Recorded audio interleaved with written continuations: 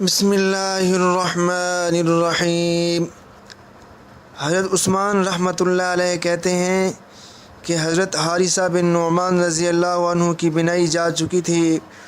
انہوں نے اپنی نماز کی جگہ سے لے کر اپنے کمرے کے دروازے تک ایک ایسی رسی باندھ رکھی تھی، جب دروازے پر کوئی مسکین آتا تو اپنے ٹوکرے میں سے کچھ لیتے اور رسی کو پکڑ کر دروازے تک جاتے اور خود اپنے ہاتھ سے اس مسکین کو دیتے۔ گھر والے ان سے کہتے، آپ کی جگہ ہم جا کر مسکین کو دے آتے ہیں۔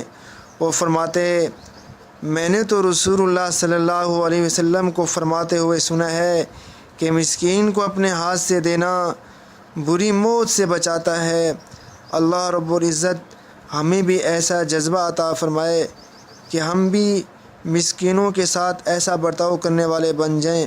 اللہ رب العزت ہم سب کو اس پر عمل کی توفیق عطا فرمائے۔